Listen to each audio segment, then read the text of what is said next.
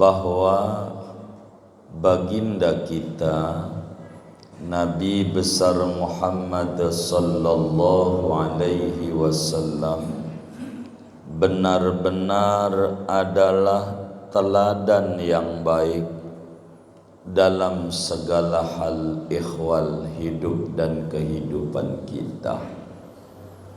Sering kita dengar dari ulama di mana Allah Subhanahu wa taala berfirman, laqad kana lakum fi Rasulillahi uswatun hasanah.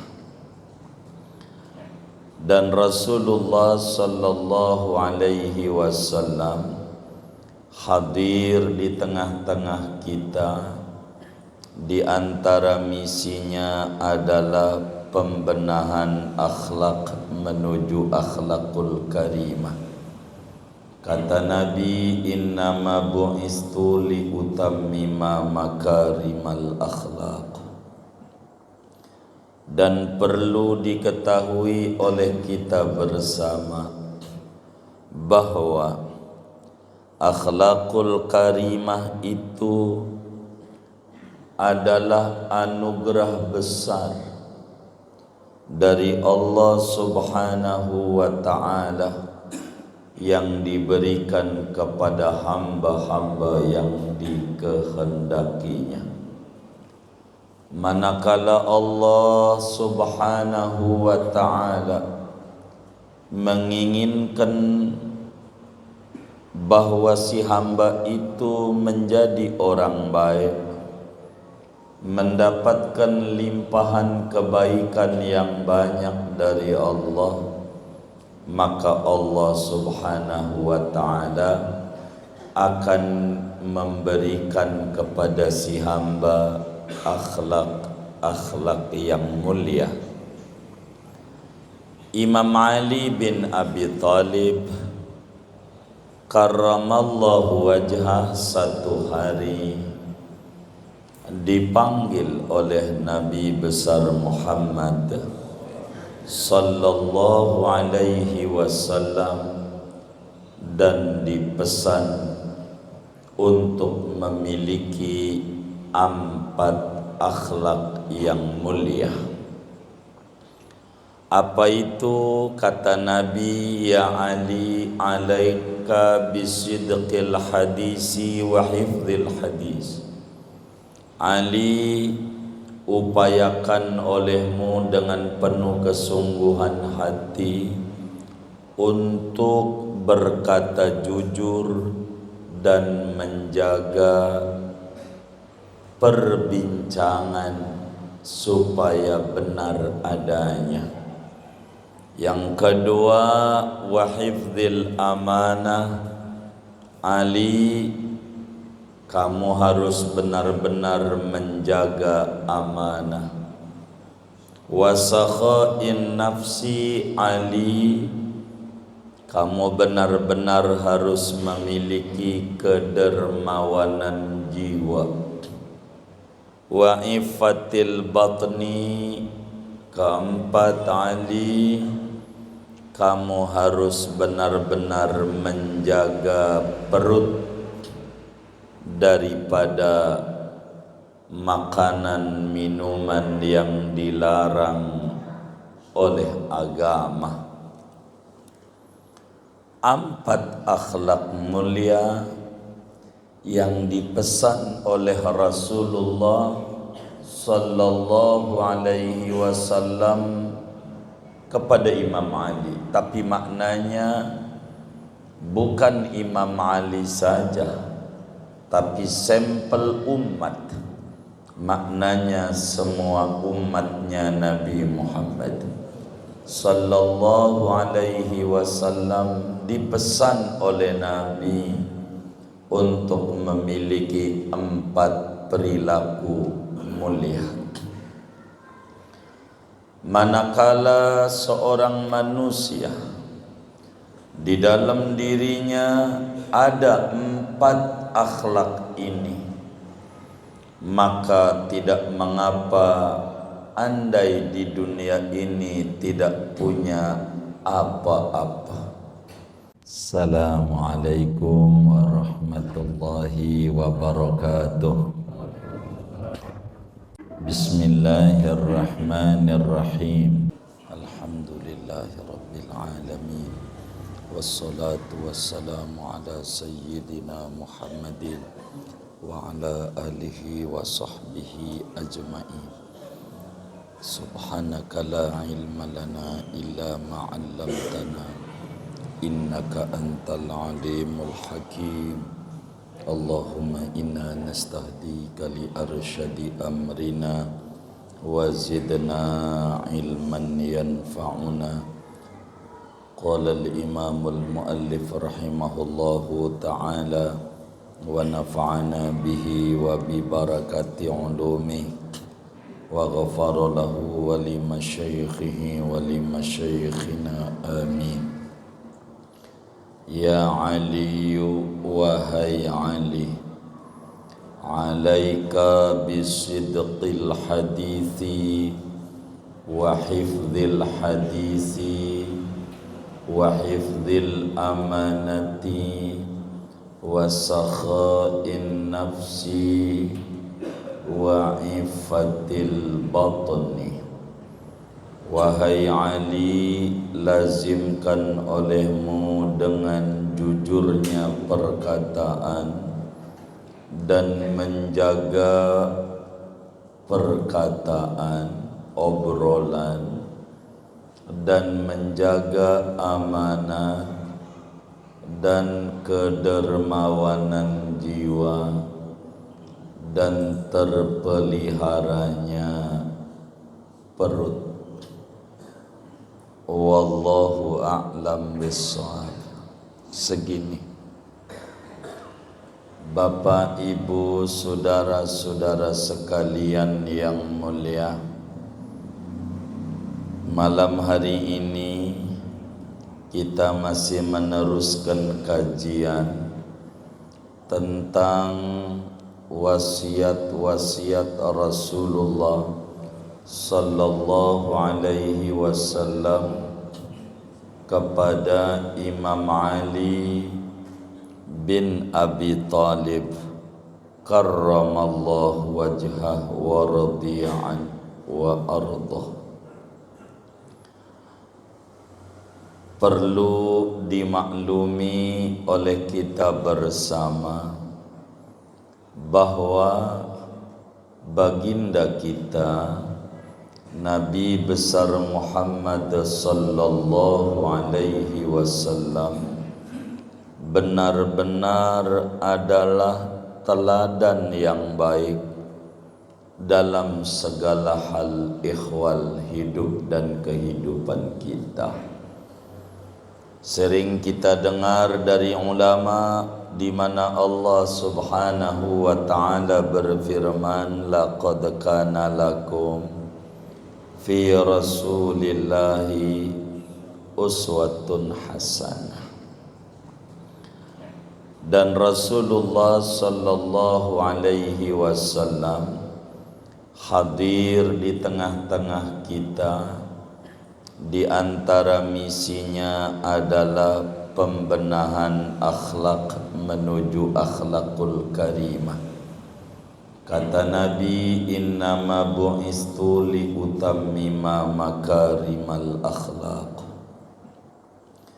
Dan perlu diketahui oleh kita bersama bahwa akhlakul karimah itu adalah anugerah besar dari Allah Subhanahu wa ta'ala yang diberikan kepada hamba-hamba yang dikehendakinya. Manakala Allah Subhanahu wa ta'ala menginginkan bahwa si hamba itu menjadi orang baik, mendapatkan limpahan kebaikan yang banyak dari Allah, maka Allah Subhanahu wa ta'ala akan memberikan kepada si hamba akhlak yang mulia. Imam Ali bin Abi Thalib karramallahu wajhah satu hari dipanggil oleh Nabi besar Muhammad sallallahu alaihi wasallam dan dipesan untuk memiliki 4 akhlak yang mulia. Apa itu? Kata Nabi, ya Ali, alaika bisidqil hadisi wa hifdzil hadis. Ali, upayakan olehmu dengan penuh kesungguhan hati untuk berkata jujur dan menjaga perbincangan supaya benar adanya. Yang kedua, wa hifdzil amanah. Ali, kamu harus benar-benar menjaga amanah. Wa sakha'in nafsi. Ali, kamu benar-benar harus memiliki kedermawanan jiwa. Wa iffatil batni. Keempat, Ali, kamu harus benar-benar menjaga perut daripada makanan minuman yang dilarang oleh agama. 4 akhlak mulia yang dipesan oleh Rasulullah sallallahu alaihi wasallam kepada Imam Ali. Tapi maknanya bukan Imam Ali saja, tapi sampel umat. Maknanya semua umatnya Nabi Muhammad sallallahu alaihi wasallam dipesan oleh Nabi untuk memiliki 4 perilaku mulia. Manakala seorang manusia di dalam dirinya ada 4 akhlak ini, maka tidak mengapa andai di dunia ini tidak punya apa-apa, nggak punya anak umpamanya, nggak punya harta, benda, motor, mobil, tak mengapa. Enggak punya kekuasaan dan jabatan, tidak mengapa. Bila dia dalam dirinya ada 4 akhlak mulia ini. Jujur dalam perkataan, menjaga amanah, kedermawanan jiwa, menjaga perut. 4 ini, saudara, adalah paling berharganya daripada kurnia Allah yang diberikan kepada seorang hamba. Tidak seyogianya seorang hamba yang beriman hatinya sedih, hatinya berduka nestapa dengan tidak punya apa-apa, asal memiliki 4 perilaku utama ini. Sebab pada 4 perilaku utama ini di dalamnya sudah komprehensif, lengkap dan sempurna tentang kemuliaan hidup seorang anak manusia di jagat raya ini. 4 akhlak mulia ini merupakan harta karun, merupakan keberuntungan besar siapa orang yang memilikinya tidak pantas sengsara hidupnya, tidak pantas susah hidupnya, meski dalam serba kekurangan. Sebab 4 perilaku utama ini akan langgeng dan abadi sampai dia ada di kubur, sampailah dia ada di akhirat. Berbeda dengan pangkat, jabatan, harta benda. Pangkat jadi presiden umpamanya, bentar lagi juga berhenti, Oktober lah. Begitu jadi wali kota, gubernur, tar lagi juga ganti juga. Kadang belum habis jabatan, umur kita udah habis. Begitu harta. Kadang harta kita udah habis tapi hidup kita masih ada. Jatuh miskin masih hidup. Ada kalanya harta banyak tapi umur kita juga tidak ada. Sama aja kita tidak ada, saudara. Tapi kalau karakter yang 4 ini akan manfaat bagi yang mempunyanya, bukan saja di dunia, sampai dia di akhirat. Yauma la yanfa'u malun wala banun illa man atallaha biqalbin salim. Bila seorang anak manusia memiliki 4 sifat yang dididik oleh Rasulullah kepada sahabatnya Ali bin Abi Thalib karramallahu wajhah, bila 4 ini ada, amat sangat beruntung hidup seseorang.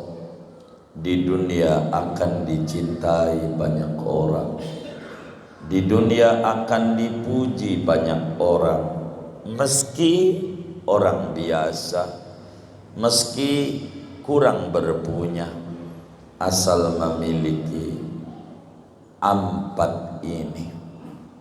Yang pertama, kata Nabi, ya Ali, alaika bisidqil hadis wa hifdil hadis.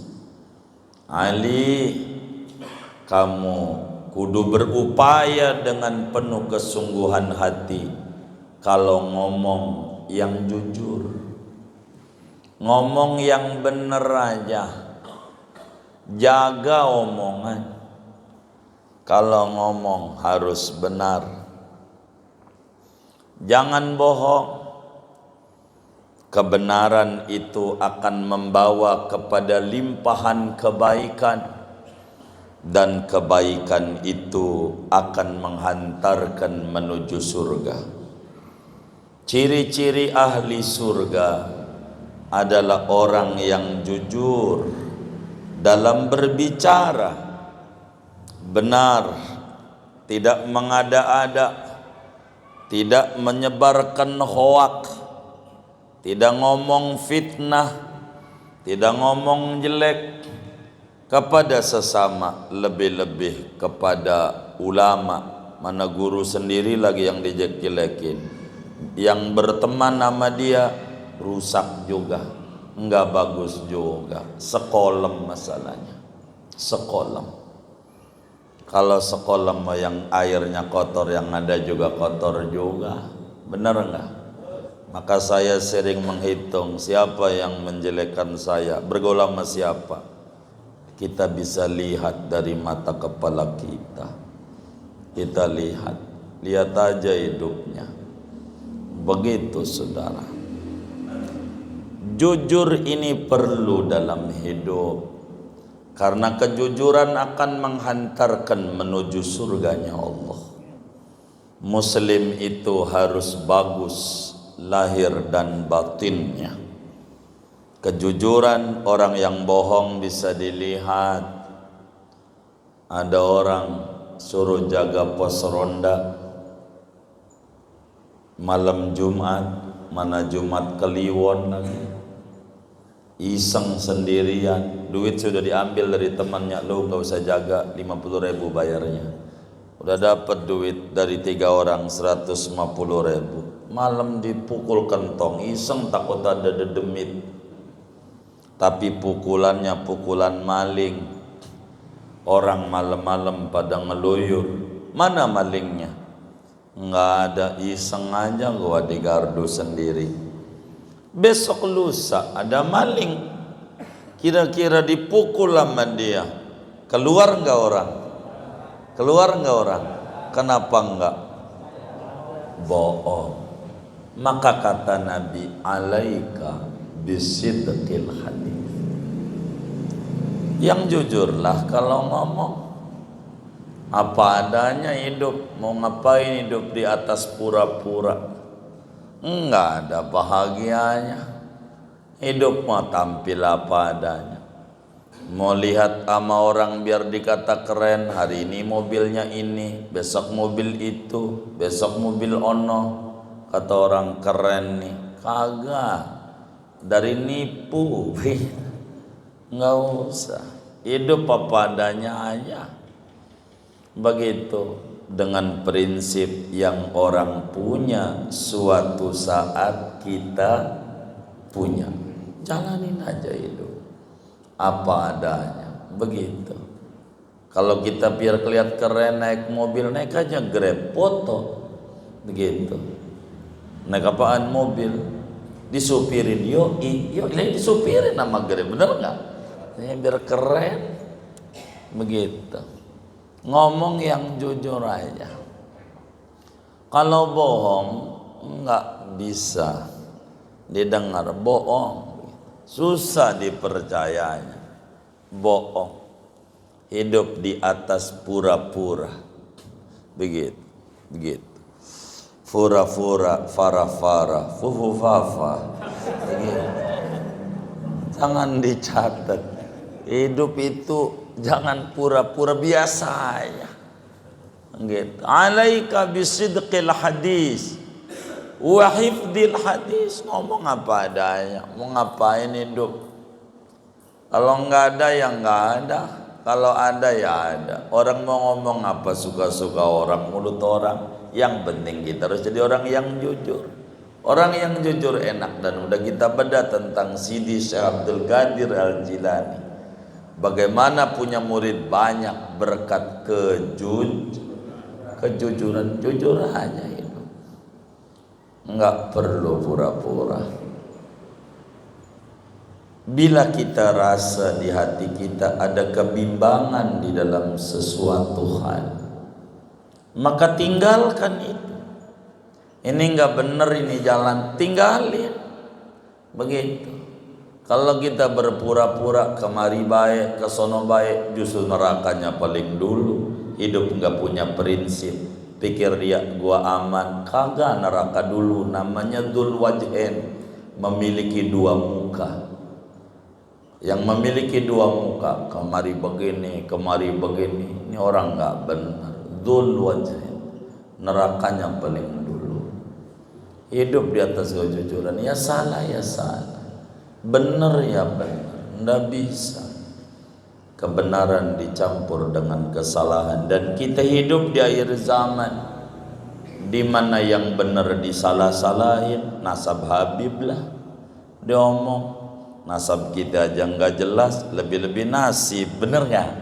Nasib kita nggak jelas, gitu. Yang kagak bener dibener-benerin.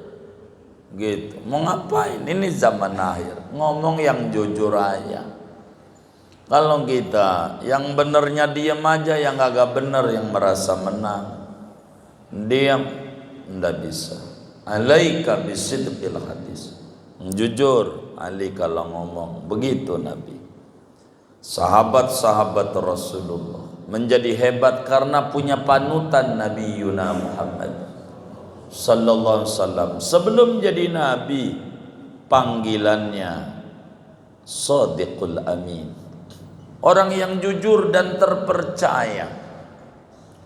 Betapa orang kafir Quraisy ama Nabi gedek, ame Nabi gedek, ame Nabi gedek, tapi nitip apa aja ama Nabi begitu. Ini mau pergi Muhammad, gue nitip ya. Padahal sama Nabi benci, begitu. Kayak begitu. Kenapa? Dia jujur, begitu. Nabi. Maka kenapa Imam Ali bin Abi Thalib waktu Nabi hijrah enggak boleh ikut, suruh tidur. Ali, kamu jangan ikut, saya mau bakar. Karena suruh ngebalikin barang titipan-titipan yang masih ada sama Nabi. Ini punya si Anu, ini punya si Anu, ini punya si Anu, lu anterin Ali. Begitu. Padahal yang nitipin tuh sama Nabi gedek banget, ngata-ngatain, begitu. Kayak begitu. Jujur gitu. Ali bin Abi Thalib, sidqil hadis, ngomong yang jujur. Nggak usah kita ngarang-ngarang. Hidup apa adanya aja. Hidup apa adanya. Nggak usah hidup di atas pura-pura, pakai bedak, pakai lipstik, begitu. Medok banget, tahu pantatnya burik, bener nggak? Begitu, mau ngapain? Hidup apa adanya. Nggak usah kita so ini so itu, mau ngapain hidup? Hidup di atas kepura-puraan itu tidak benar, dan itu bukan akhlak Islam. Disebut orang munafik, idza haddatsa kadzaba, bila dia berbicara dia bohong. Dan muslim harus lempeng kayak alif, alif lempeng. Nggak usah apa adanya aja itu, begitu. Gitu, daripada kita berpura-pura maksain diri, harus ngutang sana ngutang sini, jadi stres, ujungnya ngapain? Hidup apa adanya. Itu paling nikmat. Yang penting jangan tinggalin zikir mendekat Rasulullah sallallahu alaihi wasallam, biar Allah buka jalan dalam hidup dan kehidupan. Kedua, wa hifdzil amanah. Ali, kamu harus jaga amanah. Apa itu amanah? Amanah itu adalah menjaga amanah adalah menjaga apa yang diberikan tugas oleh Allah maupun oleh orang kepada kita, baik dalam hal diri maupun hal kemasyarakatan. Amanah dan amanah, menjaga amanah, Allah perintahkan dalam Al-Quran, innallaha ya'murukum an tu'addul amanati ila ahliha. Allah suruh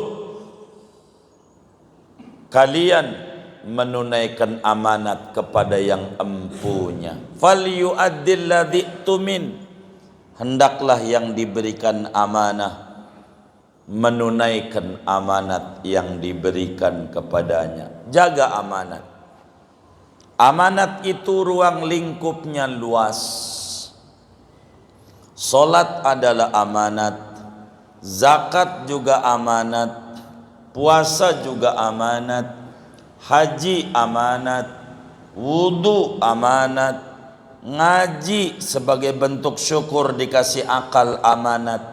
Begitu seterusnya dari seluruh yang Allah perintahkan, hakikatnya adalah amanat dari Allah yang dibebankan kepada kita.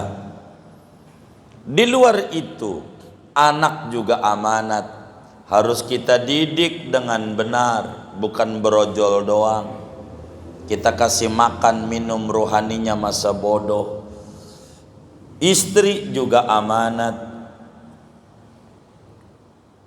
segalanya amanat. Maka amanat ini harus dijaga. Segala sisi-sisi kehidupan seorang anak manusia sejatinya adalah amanat yang dititipkan oleh Allah kepadanya. membuat undang-undang yang benar adalah amanat yang dibebankan pada legislatornya, anggota dewan. Jangan asal-asalan kalau buat undang-undang. Kalau buat presiden bolehlah lulusan SMA, tapi kalau jadi karyawan kudu sarjana. Ini tidak benar. Yang tinggi atur. Itu buat undang-undang yang memihak kepada rakyat. Itu tugas anggota dewan. Membuat perda tugas anggota dewan daerah, apa provinsi atau kabupaten kota. Begitu. Mengobati orang sakit amanat di tangan dokternya. Dokter kudu benar ngobati orang. Kudu benar. Murid adalah amanat di tangan gurunya. Ilmu adalah amanat di tangan para ilmuwan. Tidak boleh kita menfitnah orang, main comot-comot, clipping atau dua lalu untuk merusak apa yang orang sudah yakini secara ijma. Tidak benar.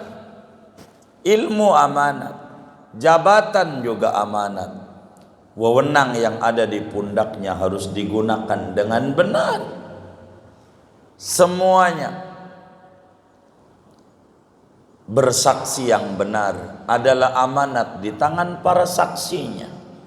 Memutuskan hukum yang benar adalah amanat di tangan para hakimnya. Rakyat amanat di tangan para penguasanya. Goresan tangannya akan diminta pertanggungjawaban tanda tangan yang dia berikan. Apakah tanda tangan ini akan mensejahterakan rakyat atau tidak? Kelak dimintai ahli jaga amanat. Rusaknya tatanan kehidupan di tengah-tengah masyarakat, terutama dewasa ini, kalau mau jujur penyebabnya karena kurangnya dan hilangnya sifat amanat yang ada pada diri individu masyarakat. Bila amanat ini dijalankan dengan benar, maka kita telah mencontoh Nabi Yuna Muhammad sallallahu alaihi wasallam. Bagaimana tentang amanat dulu? Rasulullah sallallahu alaihi wasallam bercerita ada orang jual tanah. Berapa harga tanah ini kau mau jual? Dia bilang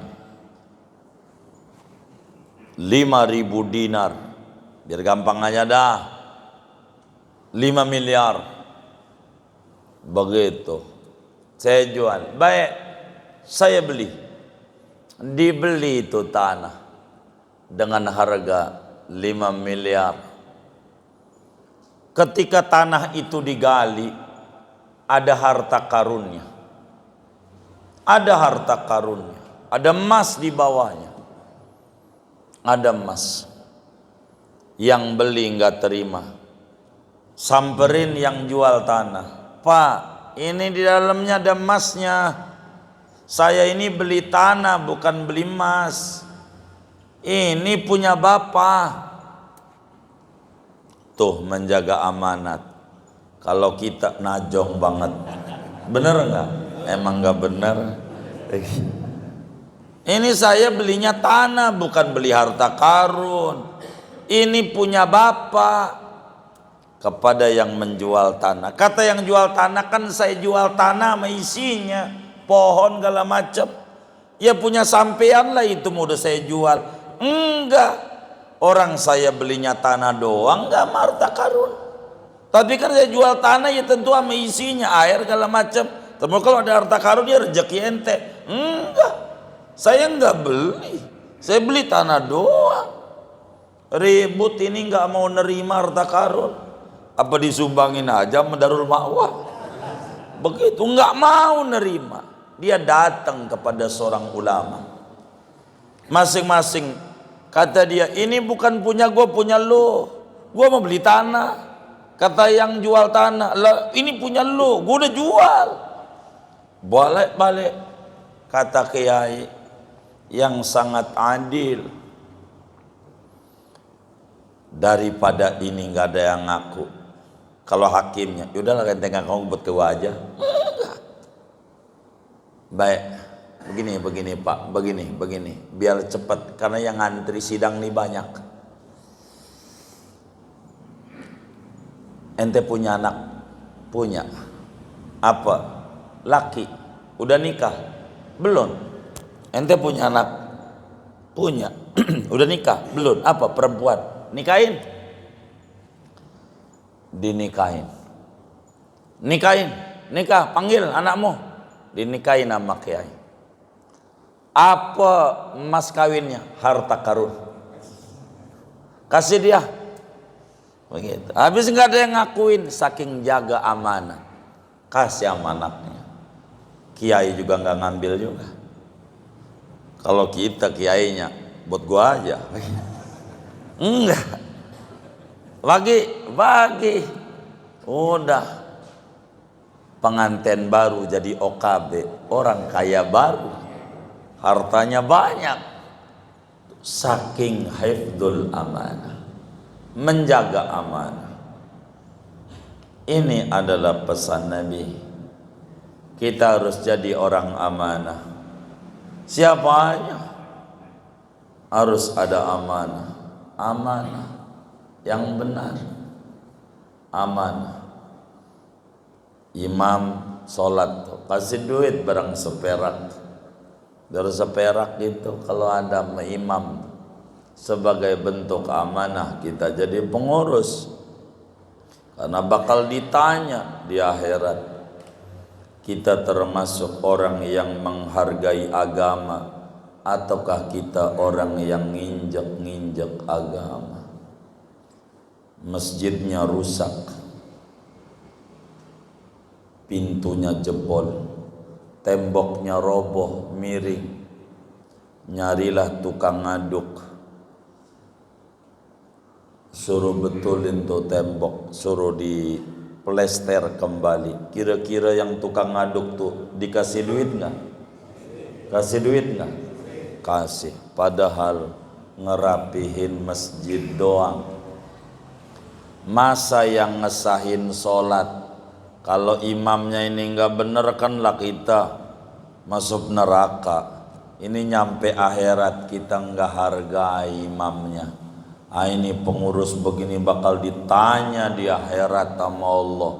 Lu agama lu kagak hargai, dunia aja lu hargai. Hargai pengurus. Ada mau 1.000 perak kayak nimam begitu. Gitu. Semampunya dia kasih. Kalau saudara yang ngaji ini moga dikasih rezeki banyak. Duitnya banyak gitu ya. Punya kontrakan ada, 1 pintu mah sisihin buat ngasih imam-imam sholat tuh. Bikin sah masyarakat. Sholat kita bisa nggak sah kalau imamnya nggak sah. Masa nggak kita hargai? Itu mah kita nginjak agama, nggak hormat sama Islam. Kasihlah paling nggak Ramadan kasih sarung BHS merek Atlas. Boleh hasil santunan. BHS boleh hasil disingkat. Iya kasih. Begitu. Mau ngapain duit ada disimpan di bank dipakai sama Cina buat usaha? Mau ngapain? Nggak manfaat sama orang. Mau numpuk-numpuk doang buat apa? Begitu. Biar manfaat. Begitu, nggak ada duitnya tempat kita, yang ada bantuin imam kasih ke 50.000 ke 100 ke imam. Apa nih penghormatan saya agama, ente bikin sah orang kampung kita begitu. Moga bapak duitnya banyak kayak begitu, hormati, kasih penghormatan agama imam begitu. Sian Begitu imam. Jadi orang berlomba-lomba pengen juga jadi imam, kan bagus. Pengen bener dulu, paling gak bisa ngimamin anak bini, ya kan. Begitu. Jangan bisa nyalain doang. Imam kayak begitu suruh maju parahan dia, ya kan. Jangan begitu juga kita. Ini hifdzul amanah, menjaga penghormatan. Marbot kasih. Ada tai ayam aja diomelin mulu merbot. Ini kurang jaga masjid, tapi enggak diopenin banget merbot. Sakit aja gak ditengok sama pengurus. Innalillahi wa inna ilaihi raji'un. Emang ada yang kayak begitu? Yang mana orangnya ini? Jangan kita hormati. Insya agama biar benar. Karena kita ada pertanggungjawaban di akhirat, bukan di dunia. Bukan. Di akhirat repot. Lebih-lebih kita dulu punya engkong baik. Umpamanya engkong kita wakafin tanahnya buat masjid, maka kita cucunya yang lebih dulu nyontoh. Engkong ngeluarin sekian, saya juga harus sekian kayak engkong. Gitu. Jangan kita kata itu musola wakaf engkong gua. Lu apa? Yang masuk surga engkong, kitanya kagak. Bener enggak? Kan kitanya kagak ada karya kita apa? Biar kita jadi cucu, bener-bener cucu engkong. Namanya menapaki engkong. Ini namanya bagus. Hifdzul amanah, pesan Rasulullah sallallahu alaihi wasallam kepada Imam Ali bin Abi Thalib, tentu kepada kita bersama. Maka amanat ini penting. Lidah amanat, mata amanat, telinga amanat, tangan amanat, kaki amanat, yang akan dimintai pertanggungjawaban oleh Allah kelak kita di akhirat. Yang ketiga, saudara sekalian, wasakhain nafsi. Ali, kata Nabi, milikilah kedermawanan jiwa. Jiwa yang dermawan. Apa itu kedermawanan jiwa itu? Yaitu kita memberi orang lain tanpa kita bangkit-bangkit. Apa itu bangkit-bangkit? Ungkit-ungkit. Apa itu kedermawanan jiwa? Kita gembira bila ada orang datang minta sama kita, meski enggak ada yang kita beri, apalagi ada. Ini orang nyuruh kita masuk surga, cakep nih, itu dermawan namanya. Kalau ada pengemis girang, dia siap jadi kuda kita yang nganterin paket barang kita di akhirat. Itu dermawan. Dermawan jiwa itu dia menggunakan uang tidak boros dan tidak ngirit. Itu menggunakan uang ngirit, uang ada, ya Allah makan nasi putih ama air putih ama garam. Duit banyak, kontrakan banyak, ditawarin ngopi, enggak, asem lambung. Apalagi ya, sop iga, kolesterol. Sate kambing, darah tinggi. Duren, darah tinggi. Emping, asam urat. Kangkung, asam urat. Ya Allah, duit banyak, sengsara banget. Gitu, ampun banget. Dia mati, bininya kawin lagi sama tetangganya, mana musuhnya lagi waktu hidupnya. Ya Allah, mobil Alphardnya dinaikin dia, kita dikubur sengsara. Jangan ngomong kita masih hidup. Hidup harus nikmat. Insya Allah. Dermawan. Dermawan itu enggak ada yang ujuk-ujuk, enggak ada yang tiba-tiba. Kita lahir dalam keadaan pelit. Kita lahirnya menggenggam. Menggenggam itu dermawan apa pelit? Maka kita kudu latihan berderma. Latihan. latihan. 1.000 perak saban hari. Nggak usah dikasih sama yatim, sama fakir miskin, nggak usah masukin di kaleng. 1.000 masuk, besok masuk, besok masuk, latihan aja. Ada yang datang, anak saya nggak bisa bayar sekolah, berapa po? 300.000, kita intip. Oh ada 300 nih po, bermanfaat. Kalau 1.000 kurang ada manfaatnya, langsung dikasih, simpen aja, ngasihnya nanti gitu.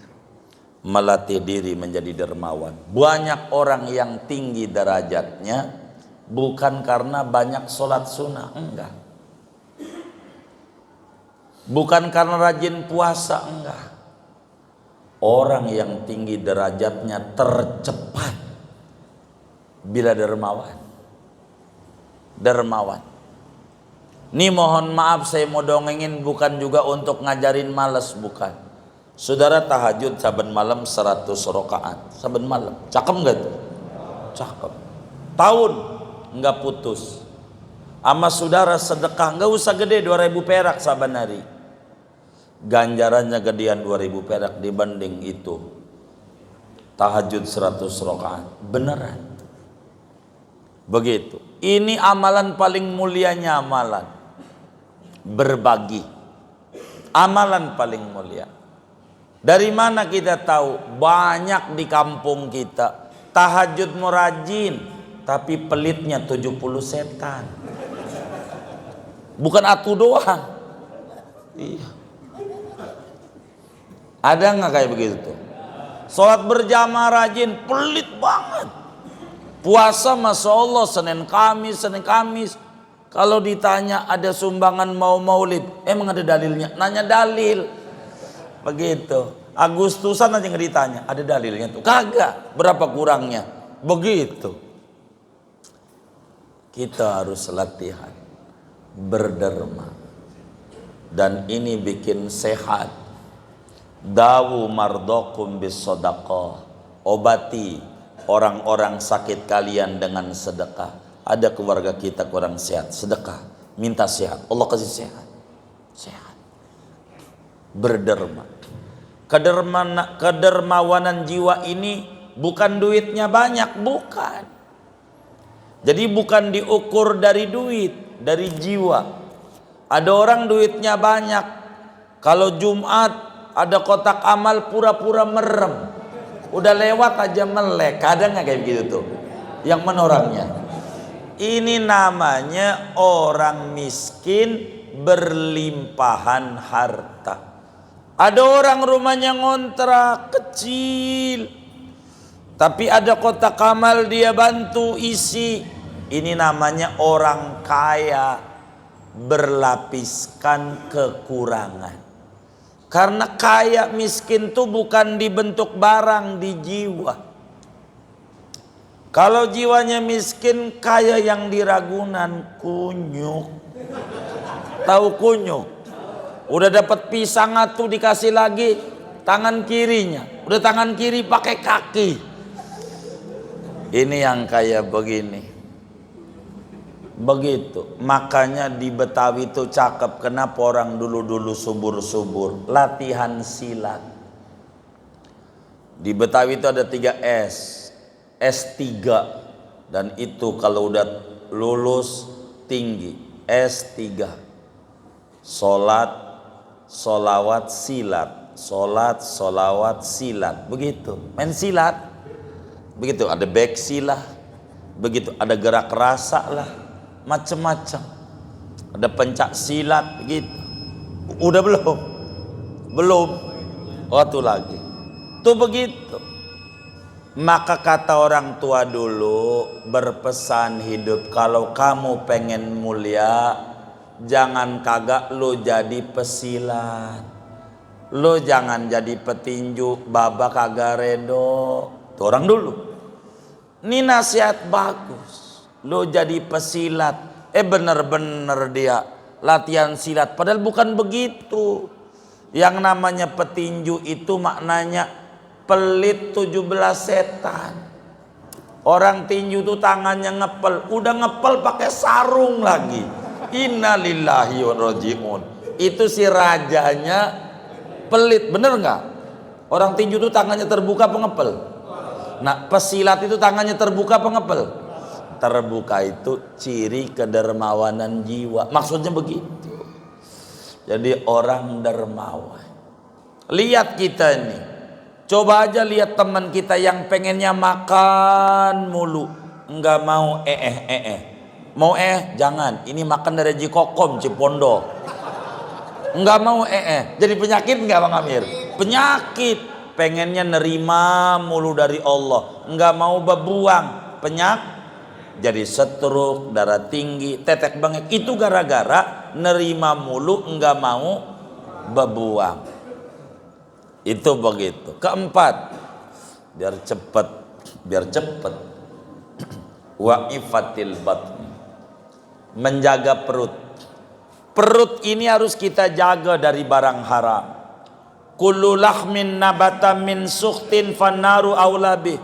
Tiap daging yang tumbuh dari yang haram, neraka lebih pantas.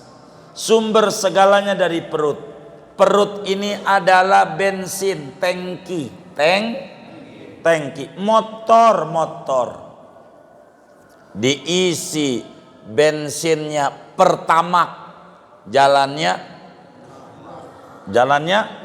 iya lancar. Bensinnya air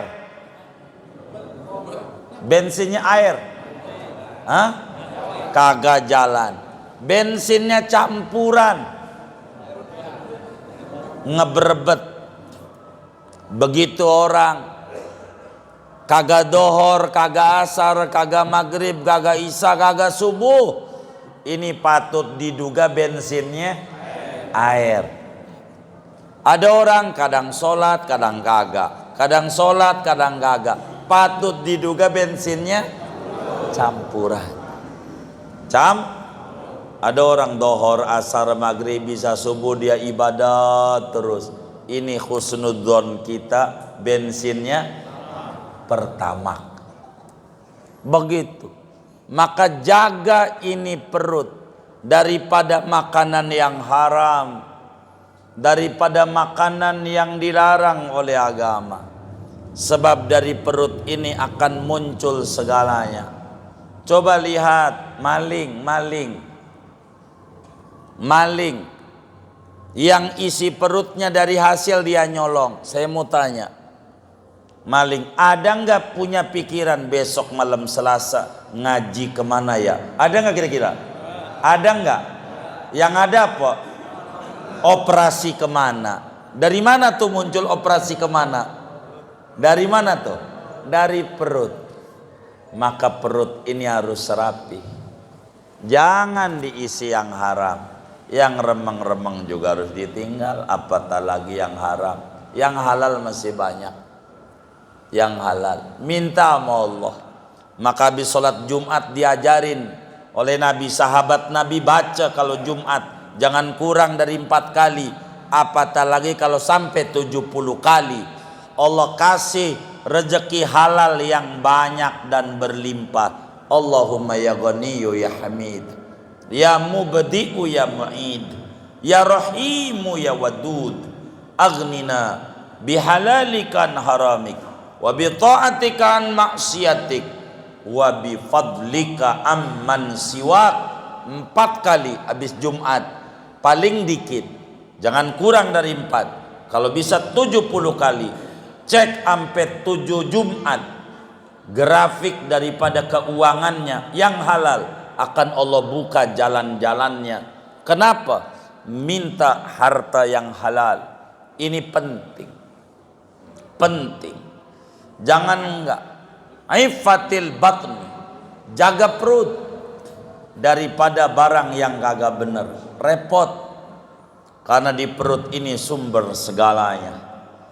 Maka jangan kita masuk barang yang haram. Rasulullah Sallallahu Alaihi Wasallam cucunya Sayyidina Hasan Husain ngambil, bocah umur 5 tahun. Ada orang nitip zakat sama Nabi, kurma. Dimakan nama dia, bocah main ambil aja. Nabi lihat ini kurma zakat yang harus dibagi sama fakir miskin, dicekek lehernya. Cucunya umurnya 5 tahun, cekek. Kahin dalam hadisnya itu. Ambil cekek, sampai muntah. Nggak boleh, haram. Keluarga Nabi makan zakat haram. Kenapa sampai dicekek? Kalau masuk perut repot.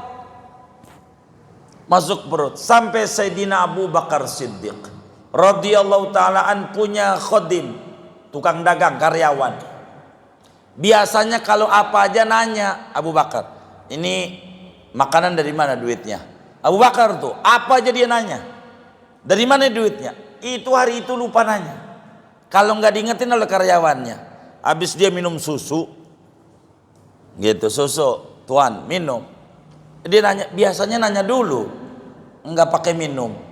Oh iya lupa. Dari mana? Dia ceritain, ini sumbernya begini-begini. Ah ini haram. Itu Abu Bakar nungging, dimasukin jarinya ke mulut biar muntah. Nggak mau ada yang haram dalam perutnya. Abu Bakar. Aifatil batni. 4 perilaku utama menghantarkan muslim menjadi orang yang tinggi derajatnya. Moga Allah berikan taufik kepada kita bersama, diberikan kemampuan mengamalkan ajaran-ajaran Rasulullah, hidup kita makin berkah, umur kita berkah, ilmu kita berkah, keluarga kita berkah, usaha-usaha kita makin berkah, lingkungan kita berkah. Allah beri kita semuanya barakah dunia dan barakah akhirat. Amin. Al-Fatihah.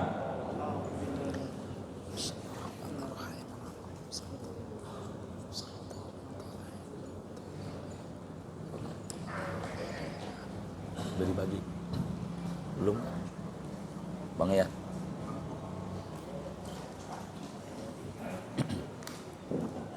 Kita kan udah bagi amplop ya? Iya. Udah kan? Belum. Oh belum? Tanya. Kita baca Fatihah. Ini ada wakaf dari Jaya Bersama Stone 595.000 rupiah. Mudah-mudahan Jaya Bersama Stone makin maju, makin berkah, makin sukses adanya, dan pemiliknya mudah-mudahan Allah Subhanahu wa ta'ala diberikan kemudahan segala urusannya, dan mudah-mudahan Allah qabul hajat dunia hajat akhiratnya. Amin. Al-Fatihah.